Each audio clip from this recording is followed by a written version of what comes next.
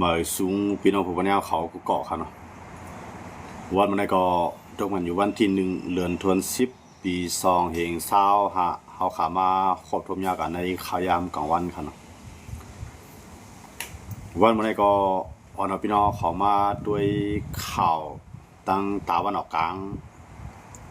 ย้อนรวมมีพี่น้องเขาหลายๆก็สนใจป้าข่าวนอกเมืองให้เอามาลาดป้าพองนั่นแหละข่าวก็เดยีเบาข่าวนอกเมืองเหมือนเจ้านางอิสราเอลและตั้งฮามาสอันใดเป็นปังตึกกันมาข่าวดัง2 ปีค่ะเนาะในข่าวดัง2 ปีในเฮียไทยภายดังอิสราเอลเขาตายกว่าเฮียงปลายภายดังฮามาสเขาซ้ำตายกว่า60,000ปลายย้อนเมื่อเช่นนั้นแหละลองลู่ลองซุ่มเจ้าในเตไปเย่าไรง่ายๆนางหือลองลู่ลองซุ่มลองตายปอเตจังเย่าลงกว่าไรเนี่ยภายดังตาวันออกกลางเขาเหมือนเสื้อหนังอาหรับเขาละลายเมืองโฮมพร้อมกันเสเลมีบเงียนให้อิสราเอลนั่นขึ้นปางตึกต่อปาเลสไตน์นั่นก็ฮามาสเขาเนาะให้ขึ้นปางตึกตีในเมืองปาเลสไตน์อันพื้นที่ฮามาสกุ้มกำกำไรเหมือนเสื้อหนังตั้งลูกจุ่มยุโรปเขาเลอ้วยลีของอิสราเอลก็โคมมือกันเสเลฮับห้องปันเมืองปาเลสไตน์ให้เป็นเมืองก้อนคอเนี่ยละลายภายนั่นไล่อ่อนกันมามียันให้อิสราเอลและฮามาสนั่นกึดตึกกันให้ไล่ย่าก็ให้เปลี่ยนปางตึกข้าวยาวย่าก็นางถือจะเปลี่ยนปางตึกข้าวยาวอะไรนั่นให้ฮับพองเมืองปาเลสไตน์เป็นเมืองก้อนคอเนี่ยอันนี้ก็เป็นรองทางอันมียันเฮียไทยอิสราเอลเขาตกตีนังหยาบไปครับเนาะก็ในเมืองอันไปฮับห้องปันอิสราเอลในเตมีอำปวนหลายเมืองก็เมืองอันอำฮับห้องปันเมืองปาเลสไตน์เป็นเมืองก้อนขอนั้นเตมีหลายเมืองก็กวยกาเมืองนั้นได้ก็เตป้าไว้เมืองอเมริกันเมืองนึงที่ไปฮับห้องปันเหมือนจะหนังฝรั่งเศสเขาอังกฤษเขาเยอรมันเขาแล้วก็ออสเตรียเขาจะได้เปลี่ยนอ้วยลีอันจำใจอิสราเอลและส่งเครื่องกองกลางปันอิสราเอลขายหมักมือจิ้นยามปันอิสราเอลกวยกาวันมาได้ฝรั่งเศสเขาอังกฤษเขาเยอรมันเขาออสเตรียเขาก็ออกมาปืนเผาขับพ้องว่าเมืองปาเลสไตน์ในเป็นเมืองก้อนคอก็ในอิสราเอลก็ถูกมีบกู้ภัยเหมือนเจ้านางเมื่อหลายวันป่วนมาภายดังตับซึกอิสราเอลเขายื้อใส่ในเมืองลงกาตาเมืองลงกรุงโดฮาเมืองลงกาตาอันเป็นเมืองอ้วยหลีของอเมริกันตีตั้งตาวันออกกลางตีอเมริกันกว่าตั้งตับซึกไว้ตีกาตานั่นใหญ่ที่สุดตั้งตาวันออกกลางก้อยกาเป็นจามินเนทันยาฮูผู้นำอิสราเอลนั่นก็เอาเครื่องบินละลายลำเสด็จกว่าปล่อยหมากใส่ปืนตีเมืองหลวงของ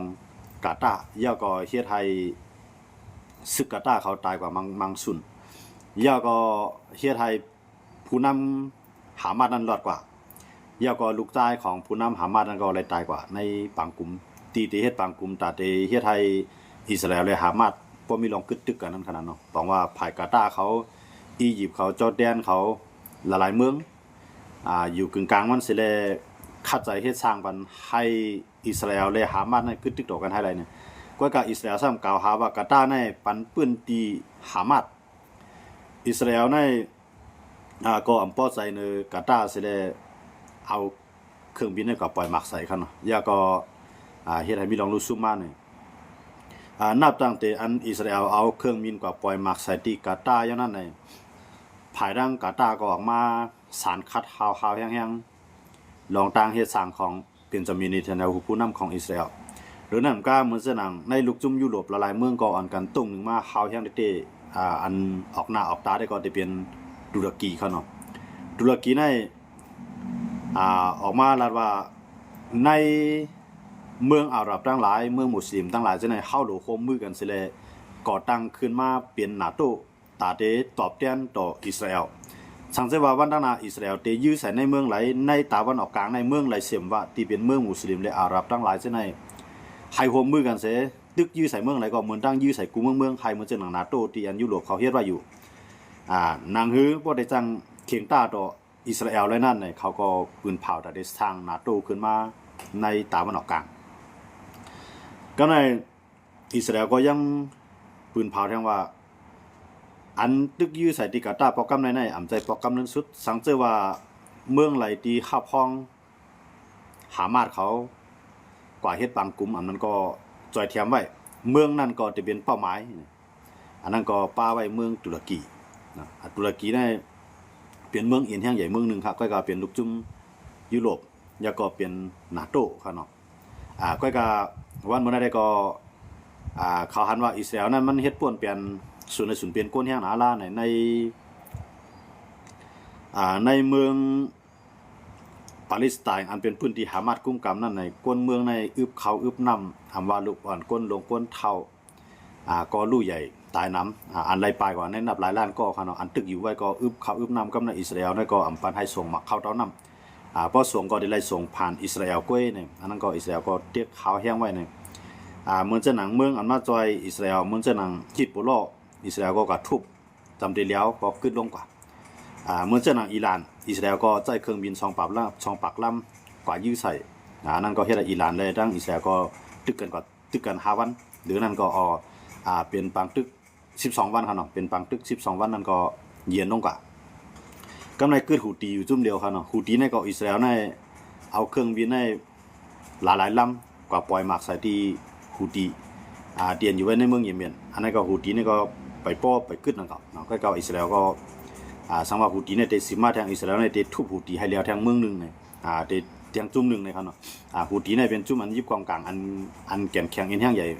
เมืองนึงแล้วก็จุ่มนึงครับเนาะฮูตีเนี่ยได้ตั้งไว้อยู่ในเมืองเยเมนครับเนาะกำในฮูตีเนี่ยซ้ำเปลี่ยนผู้เขียนกันตั้งซาอุดิอาระเบียครับเนาะยันว่าจะนั่นว่าผู้ภายมันมีผู้เขียนเลยมีอ้อยดีนั่นขนาดเนาะว่าอิสราเอลนี่ก็ทุบจำเป็นอ้อยดีของฮามาสในวันมื้อนี้ฮามาสนี่ก็ผู้นำมันก็อำพัดอยู่ในเมืองอยู่ค่ะเนาะอันกันไปออกนอกวันนอกเมืองก็ทั้งนำกำในอันเป็นภายดังยุโรปเขา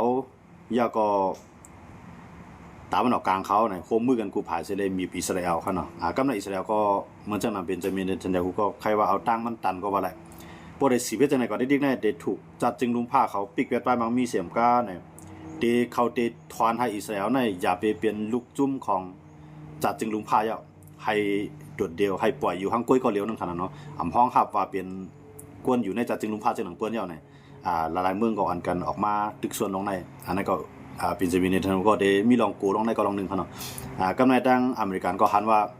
บ่ได้10จอยอิสราเอลก็ได้ดิกได้อ้วยดีของอเมริกานั่นก็ได้ห่างหายกว่ากำไรร้อยเนี่ยเหมือนเจ้านั่นหลายๆเมืองที่จำใจกันมากก็ผ่าออกกว่าค่ะเนาะยันเปอเมริกันและอิสราเอลในอเมริกันมีตั้งเรื่องนั่นค่ะเนาะก็เลยจ่อยอิสราเอลได้อิสราเอลก็มังเลือกหน้าเนาะให้ใส่ก้นวันก้นเมืองว่าห้องยามว่าห้องเฮียนว่าศูนย์ก้นปลายเพศอะไรมังแบบเสียงๆนั่นค่ะเนาะลอยอย่ายกย่อยกวยนำเนี่ยว่าอเมริกันก็บ่ได้10จ่อยอิสราเอลก็จะได้ดิกได้อเมริกันนั่นได้เลยถูกตั้งเส้นนี้เนี่ยว่าอเมริกันนี่ก็ห้องเอาอิสราเอลฝาครบทบกันที่เมืองอเมริกันครับเนาะมื้อเรียก็ตึกก็มีไว้ที่เมืองอเมริกันอันเป็นจะมีเนทันยาฮูผู้นำของอิสราเอลนี่กันนะก็ในอเมริกันนี่ก็ตั้งเป็นจะมีเนทันยาฮูก็อุบกันขนาดตั้งโดนัลด์ทรัมป์นะเขาก็อุบกันว่าพอเป็นจังนั้นได้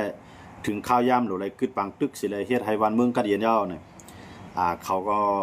มีข้อตกลงกันอยู่20ข้อค่ะเนาะตั้งเป็นผู้นำอเมริกันประธานาธิบดีโดนัลด์ทรัมป์ค่ะเนาะใน20ข้อนั้นก็ใครกึดปังตึกมันจะน่ะหามาดในก็ได้เลยย่อมวางกองกลางค่ะเนาะหามาดได้เลยวางกองกลางอย่าก็เตรียมเลยมายุ่งเกี่ยวกันเมืองกำในตัดที่มาก่อตั้งเมืองปาเลสไตน์ขึ้นในอเมริกันในที่เป็นกวนโกอนโหน้ำหน้าที่อยู่และว่าที่เป็นศูนย์กลางมันก็ว่าอะไรนั่นค่ะเนาะผู้หาผู้จุ่มกู้ภัยให้มาจอยเทียมปกป้องขึ้นเมืองปาเลสไตน์กำในตั้งหลวงปองจึงขึ้นมาหลวงปองจึงนั่นก็ได้เอากวนตีอันมีตังหู้มีปิ่งหญ้ามีน้ำกัดได้อำไลจับภายการเมืองภายใดภายหนึ่งที่เป็นกวนอันเป็นกึ่งกลางในปาเลสไตน์เขาเสียเลยมีผู้เขียนภายใดภายหนึ่งให้อเมริกันเขาตั้งยุโรปเขาตั้งภายดังตะวันออกกลางเขาค่ะเนาะเมืองมุสลิมตั้งหลายด้วยนะครับนะคงบ้านดังเมืองมาเลเซียอินโดนีเซียนี่ก็เด็กเขาป้าไว้ลองตัดได้จอยให้ว่าวันเมืองอันนี้ให้มันกัดเย็นขึ้นแล้วก็กู้ภัยได้ส่งก้นมีปิ่งหยาดได้ส่งก้นมีน้ำกัด เขาก็ขึ้นปกป้องเมืองใหม่ขึ้นมาแทงเมืองหนึ่งรวยเตรียมไรมีหามัดยาก็เตรียมไรมีจิฮัดเนาะอันติเข้ามายุ่งการเมืองอันติเข้ามามีอาณาปาวะในเมืองปาเลสไตน์เนี่ยเมืองปาเลสไตน์เนี่ยให้เป็นเมืองอันมีหลวงปองซึ่งหลวงปองซึ่งนั่นก็เตรียมไรป้าไว้กวนของหามัดนะครับเนาะในอเมริกันเขาก็ตุกย้อนก็ว่าให้หามัดในยอมรับภายใน4 วันเพราะว่าภายใน4 วันในหามัดเขายอมเฮ็ดจอมไรบอกว่าปังตึกนั้นก็ติดขึ้นลงกว่าอิสราเอลก็ได้เลยถอนทัพซึกนั่นครับเนาะถอนออกกำอิสราเอลได้มันก็ติดถอนทัพซึกออกมากำร้อยจิวัดกึ่งกลางถอนกำเดียวครับเนาะมื้อนี้อันเป็นภายจุ่มอิสลามจิฮาดนั้นได้อำไปพร้อมตาได้ถอนอำไปพร้อมตาได้เฮ็ดจอมนี่ครับเนาะก้อยก็เหมือนจะหนังหามาได้ติไปจังด้วยน้ำหนักมันก่อนว่าติเปลี่ยนไรมอกกาหือนั่นครับเนาะเหมือนจะหนังกวนในเมืองอิสราเอลเขามังภายอันเป็นภายลงบองซึ่งอิสราเอลเขามังก่อครับเนาะเขาก็ยอมรับขอต่างย้อนของประธานาธิบดีโดนัลด์ทรัมป์เลยเป็นจามินเนตันยาฮูที่เขาก็ตกลงกันนะครับเนาะไปยอมรับเหมือนจะหนังจุ่มจิฮาดอันจอยเทียมหามาดไว้อยู่นั่นก็ยอมรับครับเนาะกำในอเมริกันก็ปันข้อมันแกนว่าเมืองปาเลสไตน์ในตื้มเต็มไรมีจุ่มยิบกองกลางอันห้องจีว่าหามาดเลยจิฮัดเนาะมันมี2จุ่มครับเนาะจิฮัดนั่นก็จะเป็นมุสลิมนั่นก็หามาดนั่นก็จะเป็นจุ่มหนึ่งนั่นก็ขาโคมมาในต่อสู้เนาะโคมมาในต่อสู้ก็ในข้อตกลงนั้นตื้มเต็มไรมี2จุ่มในครับเนาะตื้มเต็มไรมี2จุ่มในขึ้นมามีอาณาทางการเมืองอย่าก็ได้เลยว่างกองกลางเนาะได้เลยว่างกองกลางทั้งเสียงพวกเฮ็ดจังนั้นในเมืองเจ้านังตั้งยุโรปเขาตั้งกาตาร์เขาอียิปต์เขาจอร์แดนเขาหลายๆเมืองครับเมืองอาหรับทั้งหลายเมืองมุสลิมทั้งหลายซึ่งก็ผ่านการออกมายอมรับลองขอตกลงของอเมริกันครับเนาะตั้งเป็นจะมีเนทันยาฮูและอเมริกันตกลงกันในข้อตกลงนั้นจะมีอยู่20ข้อนั่นครับเนาะในก็หลายๆเมืองก็ยอมรับก็ใน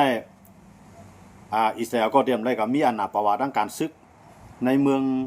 ปาเลสไตน์ก็อิสราเอลน่ะที่ได้โคมมือกันตั้งอียิปต์ย่อก็ไปเรียนดินหนังหือจุ่มยิบกองกลางต่างจุ่มในเตรียมขึ้นมาก่อการให้แทงในเมืองปาเลสไตน์อันนั้นก็มาเฮ็ดให้ต่อเมืองอิสราเอลแทงในตั้งกาตาร์อียิปต์ย่อก็อิสราเอลติจังโคมมือกันเปลี่ยนซึกไปเรียนดินปันนั่นขนาดเนาะดินในเขาก็ตกลงกันไรใจกันกว่าขนาดมื้อแล้วในเขาไปความตอบตีหามาดได้ขนาดเพราะว่าหามาดว่ายอมหามาดก็ได้เลยปล่อยตูยืออันเขายอบกว่าเนาะตูประกาศนั่นขนาดตูยืออันเขายอบกว่าเมืองตั้งใน250ก้อครับเนาะปล่อยมายาวม50ก้อตีลือก็ตายเนาะอันกึดก็กึดอยู่เที่ยงต่อตานมันครับเนาะให้ปล่อยมานักเสียงกำไรตูตายเสื้ออันตายกว่าจังนั้นก็ให้เอาตูตายที่นั่นขึ้นอาบมันขึ้นปีภายนอกมันยาวก็หามาดก็ให้ปืนเผาวางกองกลางก็ในเมืองตั้งได้ลองมีเงี้ยนกูภายในมันมาตกใส่เมืองอิสราเอลครับเนาะก็ในอเมริกันก็หัวที่หาตั้งออกเสียงก็มาห้องเอาเป็นจะมีเนทันยาฮูในกว่าอุบเซลก็ตกลงกันมื้อในกูภายก็ย่อมภาพว่าอันอเมริกันเขาเสนอขึ้นมาครับเนาะอเมริกันเขาตั้งยินยอมขึ้นมาให้เปลี่ยนจังไหนในข้อตกลงของ20ข้อนั่นน่ะย่อมภาพกันกูภายครับเนาะว่าจะเป็นอินโดนีเซียว่าจะเป็นมาเลเซียมันเป็นเมืองมุสลิมเขา2เมืองในครับนะเป็นเมืองอยู่ในอาเซียนเนาะครับ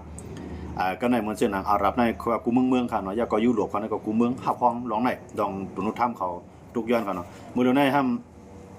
ก้อยก็มันมีข้อแลกลายอยู่ว่าเพราะว่าภายใน3ถึง4วันในหามาทำเฮ็ดจ้อมอิสราเอลเนี่ยได้10กว่าล่างเต็มที่ยาก็อเมริกันก็ได้เข้าป่าจอยเต็มทวนเพราะฉะนั้นในเหมือนเช่นนั้นอินโดนีเซียเขามาเลเซียเขากาตาร์เขาอียิปต์เขาเนาะอันเปื้อนเป็นเมืองไปจอยแถมหามาดเขาเลยจุกอยู่ภายหามาดเขาเสปันแห้งนั่นเจอปันแห้งกองกลางคณะปันแห้งให้มีลองกึดตึกกันปันแห้งให้มีลองกึดตึกกันนั่นแหละก็ในเพราะว่าหามาดเนี่ยเฮ็ดจ้อมในตั้งพิษในกับตกใส่ที่หามาดเพื่อตั้งพิษในตกใส่ที่หามาดเนี่ยต่อให้อิสราเอลเขาเฮ็ดจริงก็จังนี้เขาเนาะย้อนไปว่ามือติจ้ามาปืดบางตึกก็มันเป็นหามาดมาปืดบางตึกของตั้งเนาะใจขีปนาวุธในหาเฮียงลูกใจขีปนาวุธในหาเฮียงลูกใจด้วนว่าใจกวนว่าเข้ามาในเมืองอิสราเอลแล้วก็มันยอมเอาคนเมืองอิสราเอลเขากว่า250ก้อครับมือที่จะเกิดเป็นบางตึกขึ้นมาครับกำไรบ่เฮ็ดจังนั้นยาวในเพราะว่าตุนุธรรมก็ตกลงกันตั้งเป็นจะมีเนทันยาฮูที่เฮ็ดจ้อมันได้ในข้อตกลง20ข้อนึงกำไรว่ามันจะหนังจิฮัดได้ย่อมจิฮัดได้ออกมาปืนผายว่ามันเฮ็ดจ้อมไรครับเนาะพวกเฮ็ดจ้อมไรก็บอกว่าอิสราเอลก็ได้10กว่าบางตึกจังก็ในไปตัวหามาดครับเนาะหามาดเนี่ยได้ไปตัวอยู่มันได้มี ตัวโน้ตเท่าในปันขยำ4 วันนะครับนะเพราะว่า4 วันเนี่ยเฮ็ดจ้อมในอิสราเอลเนี่ยเด็กกวาดล่างเต็มตีนะเด็กกวาดล่างเต็มตียาวก็เมืองไหลตีจอยไว้จุ่มหามานั่นก็อิสราเอลเด็กเข้ามังป้าเมืองตีอันจอยไว้หามาดเนาะมันจะว่าเด็กก็ชอบเมืองไหลก็เพราะว่าอิสราเอลเขาพูดว่าผู้นำหามาดเขาอยู่ที่เมืองไหลอิสราเอลก็ได้ยื้อใส่เมืองนั้นครับเนาะอันนั้นก็เป็นข้อตกลงที่อิสราเอลยอมเฮ็ดจ้อมเนาะเรื่องนั้นเพราะว่าอิสราเอลน่ะยอมมาขนาดเนาะยอมมาว่าตาเดทอนตับซึกเดทอนออกกำอิดกำออดนั่นขนาดที่ว่าตึกกลางถอนกำเรื่องขนาดเนาะเพราะว่าหามาดก็ได้บ้างกองกลางทั้งเสียงไงได้เลยมั่นใจว่าเพื่อนตีกาซาในเพื่อนตีของหามาดเขากุมกำในอัมมีจุมปาเลสไตน์อัมมีจุมหามาดยาอัมมีจุมจิฮาดยาบ่มี2จุมในยาวในอิสราเอลก็มั่นใจว่าเต็มมีเพศของเมืองอิสราเอลก็ได้ยอมถอนบันเมืองตั้งในอิสราเอลในเขามีเยอะอ่านว่าที่เป็นสนันกาซาและเวียดแปลงใน2 เมือง2พื้นที่อันพื้นที่หามาเรากุ้งกำเนี่ยเดยึดออกมาเป็นเมืองอิสราเอลเนาะเดยึดออกมาเป็นเมืองขึ้นของอิสราเอลเนี่ยเมืองด้านในเขาเยอะอ่านจังนั้นครับก็มีเมืองหลายห้องหับอันไรลองไหนครับเนาะยาก็หลายๆเมืองก่อนกันซันคัดอิสราเอลลงจึงหลายๆเมืองก็ส่งแห้งซึกมาตาเดมาจอยตัวถึงในเมืองตาเดมาจอยตัวถึงในเมืองสันกาซาค่ะเนาะยาก็เวียดเปียงจังได๋ค่ะเนาะอันนั้นเดมีป้าว่าอินโดนีเซียในมือปังกลุ่มจัดจึงลุมผ้าเขามือหลายวันปนมานั้นอินโดนีเซียลาดว่าเดย้อนส่งแห่งซึกกว่าฮักษาลองมันกึมของในเมืองปาเลสไตน์ใน 20,000 ก็ยาก็ตุรกีเขาอิตาลีเขาจังได๋ก็ส่งคือตึกในเข้ามาตอนตาเดมาจอยไปข่มรวมบันคืออันเดมาจอยมาเข้าเต้านำในเมืองปาเลสไตน์นั่นค่ะเนาะมันจังนั้นอิตาลีเขาสวีเดนเขาหลายๆเมืองครับอันเป็นตั้งลูกจุ่มยุโรปเขาจะในครับเรามาเจอตุรกีเขาจะในได้ส่งให้คือเพื่อตึกในคำว่าในก็มีอิสราเอลนั่นขนาดเนาะกำในอิสราเอลก็คันว่ามันมีทางออกแล้วบ่ได้เฮ็ดจังได๋อิสราเอลเนี่ยถูกจัดจึงลุมพาเขาถอนไปแล้วก็เป็นเมืองที่อันเม็ดจอมปักเบิงจึงเมืองสำหรับภายในมาเฮ็ดตั้งอิสราเอลก็มีศูนย์ทางใดเอาจัดจึงลุมพามาคุ้มครองแล้วเนี่ยได้ถอนเมืองอิสราเอลเนี่ยออกแปดนั่นขนาดเนาะถอนออกแปดในจัดจึงลุมพาย้อนมาจากในอิสราเอลก็ได้ไม่ใจร้องในครับเนาะกำในก้นเมืองอิสราเอลก็พอใครพอใจในผู้นำเขามานำเตๆก็ลองหนึ่งเนาะจังว่าการไล่เฮ็ดจอมหนังอันอเมริกันเขาตกย้อนครับเนาะจังว่าเพราะว่ามันเปลี่ยนมาไล่ก็ปองว่าปางทึกอิสราเอลและหามานั่นก็ได้ขึ้นลงกว่าครับเนาะอันนี้เฮาได้เลยไปตัวทางว่าวันดังนั้นได้เป็นสังเกตว่าหามาเนี่ยย่อมขึ้นก็ปองว่าตั้งพิษในกับตกใส่หามาเต็มๆเมืองไหลก็จังจอยระยะครับเนาะอย่าว่ากูเมืองในอันกันจอยหามาเขาให้ขึ้นปางตึกอย่าก็ขับห้องกว่าเมืองปาเลสไตน์ในเป็นเมืองก้อนเขาก็ย่อมเฮ็ดก็ในเพราะว่าหามาเนี่ยย่อมในก้นเมืองหามาก้นเมืองปาเลสไตน์เขาเนี่ยเตรียมป้อใจในจุ่มหามาเขาเสียเลยเดชานคัดต่อหามาแทงตั้งนึงครับเนาะอย่างว่าในก้นเมืองนั้นมันตายน้ำแห้งหนาลายอันปลายก็ปลายน้ำแห้งหนาลายเนี่ยอันว่าเขาใครเมืองก้อนเขาก็นอกเมืองก็ย่อมพับมาอย่างไหนก็ในหามาสัมเฮ็ดจอมเนี่ยได้ตั้งพิษในกับกองเสดีหามาจังว่าหามาในมันก็ได้สูญพันธุ์มันดิเนี่ยได้หายพันธุ์มันดิในครับเนาะอันนี้เขาขาดได้สิตัวเดียวว่าได้เป็นซึ่งดีกว่าครับเนาะเป็นจะมีในทางได้เป็นซ้ำว่ามีข้อตกลงกันยาวในซิตาก็อิสราเอลในตึก10เขายืนในสันกาซาอยู่ขึ้นวันๆครับเนาะยังมือสังหลานย้อนเพื่อว่าเขาตื้นลาดว่าโจกาไปปล่อยตัวเหยื่อออกมาตั้งเสียงโจกาไปเอาตัวตายซึ่งเป็นตัวเหยื่ออันก็ตายในกำมือของหามาดก็ลีตายในปางตึกนั้นก็ลีในให้ส่งมอบอาบันปอมีพี่น้องตั้งหลังเสียงย่าก็ให้หามาดเขานั้นปืนเผาเป็นทางการว่าว่างครึ่งกองกลางเตรียมยุ่งเกี่ยวการเมืองแล้วโปรเฮ็ดเรื่องนั้นก่อนอิสราเอลต้องเตย่อมขึ้นปางตึกครับเนาะแต่ว่ามีขยามอยู่4 วันเนาะมีขยามอยู่4 วันในคารัง4 วันในเพราะว่าย่อมกึดย่อมวางกองกลางอิสราเอลก็ตึกนี่แหละต่อบ่ถึงคารัง4 วันนั้นเขาตกลงกันครับเนาะเพราะว่าตั้งถึง4 วันก็มันสังว่าตั้งถึง4 วันใส่ในคารัง 2-3 วันในหามาดเขาปืนพาว่าเฮาได้วางกองกลางแล้วย่าก็ได้ส่งตัวอยู่ดังเสียงพวกเขายอมรับเขาในก็บอกว่าอิสราเอลนั้นก็ได้กึดบางตึกกำสื่อเนาะเพราะว่าอิสราเอลเนี่ยมันกึดก็ในเหมือนเจ้านางอ้วยหลีของปาเลสไตน์เขาหลายๆเมืองก็เตจังเพิ่มแถมล็อกไล่เตียกเตียงอิสราเอลแทงเขาเนาะเหมือนเจ้านางปีกปลายมักมีอิสราเอลปีกเสียนตั้งการวินเนาะเหมือนเจ้าวันในกลางเขาในตีบินกับเมืองไผก่อมไรนะครับเหมือนเจ้านางเมืองตุรกีเขาจะเนาะตีปืนเผาออกมาว่าเดอัมปันอิสราเอลในมินเนือกลางหาวของตุรกีนะปองว่าเครื่องบินอิสราเอลนั่นก็ว่าเครื่องบินการว่าเครื่องบินตึกมันกว่าอะไรเยอะครับเนาะก็มันกูเมืองมันมีศูนย์แต่ได้เก็บเขตทางกลางหาวของมันอยู่ว่าเครื่องบินพันนิดเนาะห้องว่าเครื่องบินก้นเมืองอันต่างก้นเมืองเหลวันเหลเมืองเนี่ยกว่าเมืองใดเมืองนึงเนี่ยเครื่องบินนั้นก็เตรียมไรมินเนือกลางหาวตุรกีครับเนาะยาวก็นานำปังหลายเตรียมไรให้คืออิสราเอลในเรียนระยะเนาะในได้ตุรกีได้ออกมาปีก่อนตั้งมันเมื่อครับเนาะตุรกีนี่ก็เลยว่าแข็งมันก็กำไร เมืองหลายๆเมืองก็ตีเฮ็ดเหมือนเจ้าหนังตุรกีเขาเนาะเพราะว่าอิสราเอลนั้นเฮ็ดจอมสมมุติว่าหามาเขาย่อมร่างกองกลางย่อยามยอมปล่อยตัวยื้อย่ออย่างเลยอิสราเอลในตึก10ว่าอย่างซึ่งเขายืดอยู่ว่าไหนจึงเขาก็เตปิกตาคืออย่าให้อิสราเอลในเลียนได้เตปิกหน้าฟ้ากลางหาวอย่าไปให้เครื่องบินอิสราเอลในก่อนเลยเพราะฉะนั้นอิสราเอลในก็เตรียมมีหลายๆเอาค่ะเนาะยันว่าเครื่องบินนึงวันในมันไหลเงินตั้งนำตั้งหลายค่ะเนาะเขาว่ากวนต่อนึงก็ดีกว่าลีเมืองใดเมืองเหนือนั่นแหละมันเปลี่ยนหลายๆเข้ามาก็ในเพราะว่าปันอิสราเอลมีเนาะเนี่ยก็ว่าเครื่องบินอิสราเอลตัวให้มีหลายปากล่ำก็ย่อมันใจการแล้วนั่นค่ะเนาะมันได้หลายกว่าเมืองเตียนเป็นอุ้ยหลีมันก็เมืองอุ้ยหลีมันหลายเมืองก็เตปีกแบบมันนั่นค่ะเนาะแต่เดมีมันค่ะแต่เดมีอิสราเอลก็ในพวกมีเพียงในเดียวในกวนเมืองในทบตั้งหยาบ่ก็ในพวกกวนเมืองทบตั้งหยามากวนเมืองก็เดียวอ่อนกันออกมาในการใส่ดอกลงปองซึ่งอิสราเอลเขานั่นค่ะเนาะบอกว่าอันนี้เป็นเส้นทางการมีอิสราเอลค่ะเนาะแต่ว่ากู้ภัยมันมีเฮียงมีมากกู้ภัยเนาะเหมือนเช่นนั้นหามาดเขาก็พวกขำเฮ็ดจอมเขาก็อยู่เมืองไหนก็เมืองนั้นเตรียมฮับห้องมันเขาอยู่เยอะค่ะเนาะมาย้อนเบื่อไหนย้อนเบื่อว่าเขามาข้องขับข้อความของประธานาธิบดีโดนัลด์ทรัมป์เลยเป็นจะมีในจังหวัดตกลงกันในชาวคอค่ะเนาะเพราะว่ากว่าเมืองไหนพวกเมืองไหนขับไว้อิสราเอลก็ได้ยื้อใส่เมืองนั้นอิสราเอลก็รัดไว้จังไหนเขารู้เนาะเหมือนเมืองตั้งก็ยื้อใส่ที่กาตาร์นั่นค่ะเนาะกำลังอิสราเอลก็เลือเซยอมรับคอตกย้อนของประธานาธิบดีโดนัลด์ทรัมป์ย่อไหนยังยอมออกมาต้องปั่นต่อกาตาร์ขึ้นค่ะเนาะอันที่ไล่ตึกยื้อใส่เมืองลงกาตาร์ที่กรุงโดฮาเมื่อหลายวันพ้นมานั่นในอิสราเอลก็ไล่ตั้งใจย้อนเบอร์ผู้นำหามาเขาก็อยู่ที่นั่นเลยไล่ยื้อใส่วันเมื่อไหร่ก็ตีย้อนต้องปั่นมีลองดูซุ่มเจงก็ตีขึ้นไซเตียนมันขึ้นเลยค่ะเนาะอิสราเอลก็ตีไล่ไซเตียนมันตีไล่ไซเตียนมันกาตาร์เขาเนาะย้อนเบอร์อิสราเอลเนี่ยก็ยื้อใส่เมืองลงกาตาร์ในซ้ำเปลี่ยนอ้วยดีอันจำใจอเมริกันที่สุดเมืองหนึ่งนั่นขนาดเนาะกำไรให้เพื่อนนั่นแล้วกำไรกาตาร์ในซ้ำเปลี่ยนในเมืองเป็นอาหรับนั่นขนาดเนาะในอาหรับเขาเมืองกะลานั่นแหละว่าจริงๆเขาเนาะกะลาปกหูนั่นขนาดกะลาปกหูไล่นั่นขนาดเนาะอาหรับนี่ก็เป็นเมืองนั่นยังก็ไม่ก็ตุรกีเขาอินโดนีเซียเขามาเลเซียเขาหลายๆเมืองก็อันกันมีเพราะเป็นจังได๋ได้เมืองมุสลิมเฮาในเตรียมรถเพียอิสราเอลในมันได้เฮ็ดให้